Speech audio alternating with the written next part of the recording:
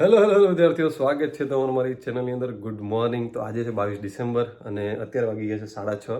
તો અમે નીકળીએ છીએ અત્યારે જુનાગઢ જવા માટે. મારો એસટીએમાં નંબર છે, એ જુનાગઢ આવ્યો છે.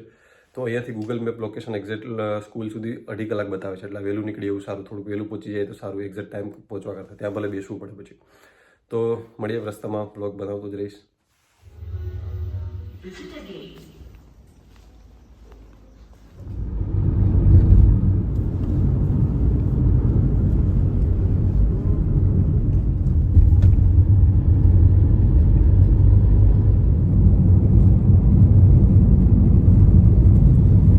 ઓલ ધ બેસ્ટ બધાને.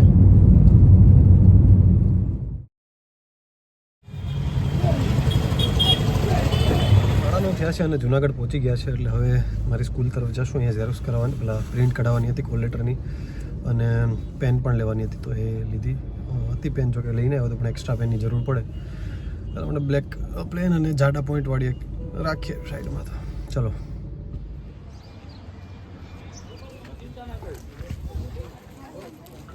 પેપર ખતમ થઈ ગયું છે ને હવે અમે જઈએ છીએ જમવા માટે. તો પેપરનું લેવલ જો વાત કરીએ તો આમ ઇઝી કહેવાય ને આમ લેન્થી પણ કહેવાય. મારે મેથ્સના થોડાક રહી ગયા, એટલે કે મેથ્સ મારે આમ પણ મેં કર્યું નહોતું અમુક ચેપ્ટર, તો એના માટે થોડોક ટાઈમ લાગે. મેં તો ઓપ્શન પરથી ગણવામાં ને એવું બધું, એટલે ટાઈમ ઘેટો તો છેલ્લા 3-4 કરવા પડે. બાકી તો આમ તો પતી ગયું પેપર. પણ આમ સહેલું હતું. તમે જો વાંચીને ગયા હોય તો ઘણા પ્રશ્નો, જેમ કે ઇકોનોમિક્સને એવું બધું વાત કરતા જે નોર્મલ પ્રશ્ન હતા, જે બધા ભૂગોળના છે તે બધું, તો તમે વાંચો એટલે આવડી જાય ટાઈપનું હતું એમ. પણ થોડુંક લેન્થી લાગ્યું હશે, એટલે મીડિયમ કહી શકાય. ટૂંકમાં ઓવરઓલ એમ ના કહી શકાય કે બહુ અઘરું, બહુ સહેલું, એવી રીતના કંઈ નક્કી ના કરી શકાય અત્યારે. અને એ તો પછી પીએ કે પ્રોવિઝનલ આન્સર કે આવશે એટલે બધી આઈડિયા આવી હશે. બીજું, એક્ઝામ પેટર્નની અંદર ચેન્જ એ કર્યું હતું કે અમારા ક્લાસની અંદર એવું હતું કે કેમેરામાં ટેપપટ્ટી મારી દીધી હતી. પહેલી વાર મેં આવું જોઈએ. તો એક ભાઈ, એટલે મતલબ કે એક સાહેબ આવ્યા કરી અને કીધું કે ભાઈ ગઈકાલે જ હસમુખ સાહેબે અથવા તો જીપીએસસી નિર્ણય લીધો કે છે ને સીસીટીવી બધા પેક કરી દો, કેમ કે સીસીટીવી એચડી કેમેરા છે અને એની આઈપી એડ્રેસ સાથે કનેક્ટેડ હોય. એટલે એ એચડી કેમેરાથી કોઈ હેક કરી અને પેપર ફોડી ન લે, એ રીતના ટૂંકમાં એણે મને બધાને કીધું કે એ રીતના લીધે એ કારણે અમે સીસીટીવીને પટ્ટી મારી દીધી. તો આવું નવું જાણવા મળ્યું. કદાચ એણે કીધું કે બધા સેન્ટરમાં આવું જ હતું. હવે ખબર નહીં તમારા સેન્ટરમાં હતું કે નહીં, પણ મારા સેન્ટરમાં આવું હતું, કેમેરામાં પટ્ટી મારેલી હતી. એટલે કદાચ આ રીતના પણ હેક, એટલે ધ્યાન રાખવામાં આવી કે પેપર ફૂટે નહીં એવું. પણ તો પણ હવે જોઈએ, પેપર પ્રોવિઝનલ આન્સર કે આવે પછી આપણે નક્કી કરીએ. ત્યાં સુધી હવે ઘડીક જુનાગઢથી હમણાં નીકળીએ, જમીને પછી રાજકોટ પહોંચીએ, બરાબર. અને વિડીયો ચાલુ રાખશું સાંજે. પછી 1-2 દિવસ પછી મેરિટની ચર્ચા પણ કરશું આપણે, જ્યારે પ્રોવિઝનલ આન્સર કે આવી જાય પછી. All the best.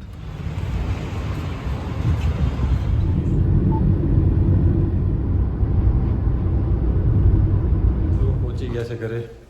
લાઇટ નથી એટલે લિફ્ટ નથી ચાલતી, એટલે ચડીને 5 માળ સુધી જવું પડશે. ઘરે પહોંચી આરામથી પછી ચર્ચા કરીશું.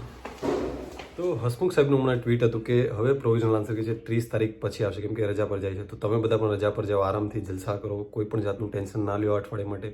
જે પણ જેવું પણ પેપર ગયું હોય પણ જસ્ટ એના વિશે વિચારો નહીં વધારે. ટેન્શન લેવાની કોઈ જરૂર નથી. ખરાબ ગયું હશે તો ડિમોટિવ થવાની જરૂર નથી કે ભાઈ આ એક છેલ્લી એક્ઝામ નથી અથવા તો એક પેપર નથી કે જસ્ટ તમારી આખી જિંદગી ડિસાઇડ કરી શકે. કંઈક ભૂલ છે તો એને પકડો, શું છે, પ્રેક્ટિસ કરો, ગમે એમ કરીને એને એ ભૂલને પકડતા શીખો હંમેશા. તો એ વસ્તુ કરી શકો.